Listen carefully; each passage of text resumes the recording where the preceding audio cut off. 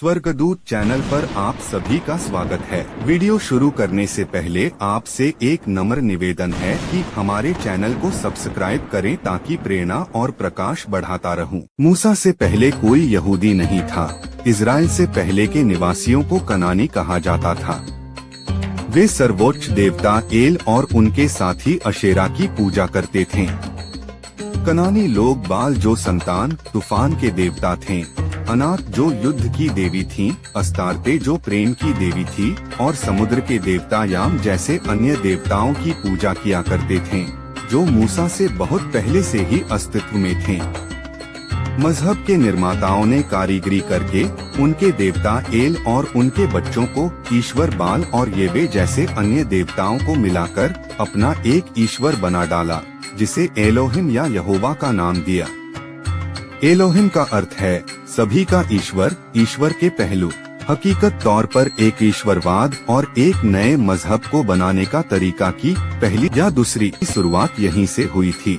Israel का क्षेत्र सदैव से बहुदेववादियों का क्षेत्र रहा था। इस मजहब के ठेकेदारों ने अपने दुकान को चलाने के लिए सबसे पहले बहुदेववादियों के ईश्वर को झूठा कहने लगे, अपने ईश्वर को सच्चा और एक ईश्वर बताने लगे। उनको भला बुरा कहा जाने लगा। अनेकों प्रतिबंध लगाकर अलग थलग किया गया। फिर बहुदेववादियों को पूजा करने से रोका जाने लगा। उनके मंदिरों को तोड़ा गया। कुछ तो भाग गए और बचे हुए लोग अपनी जान माल बचाने के लिए मजहब को स्वीकार कर लिया। यही पहले भी हुआ और आज भी कई जगहों और देशों में हो रहा है। ईसा पूर्व 7वीं सदी में राजा योशिय्याह के शासनकाल तक यहूदी मजहब भी कनान क्षेत्र में बहुदेववादियों के बीच पलने वाला एक अलग मजहब था, जिसके अनुसार अन्य देवता भी मौजूद थे, लेकिन एकेश्वरवाद पर जोर दिया जाता था। 722 ईसा पूर्व में राजा असीरिया ने जबरदस्ती इसे कुचलकर नष्ट कर दिया। राजशाही के अंत के समय तक यहूदी लोगों ने भी बहुदेववाद को छोड़कर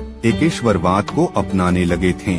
यहूदियों का द्वितीय मंदिर के निर्माण तक का यहूदी मजहब अभी के आधुनिक यहूदी मजहब से बहुत अलग था, जो कि रब्बीनिक यहूदी मजहब का अंतिम अंश था, जो 70 ईस्वी में यहूदी मंदिरों के विनाश और यहूदी पुरोहित वर्गों के विखंडन के बाद विकसित हुआ था। मासूम ने अभी तक देखा कि किसी मजहब का निर्माण कुछ लोगों के समूह द्वारा पूरी कारीगरी से की जाती है, जिसमें एक व्यक्ति को पैगंबर बनाया जाता है, उसे एक पवित्र देवदूत से जोड़ते हुए सबसे पुराना मजहब साबित किया जाता है। थोड़ी भी बारीकी से जांच करने पर पता चलता है कि इस नाम से कोई शख्स था ही नहीं। जो बातें मिलती हैं, वे सभी के सभी मनगढ़ंत होती हैं।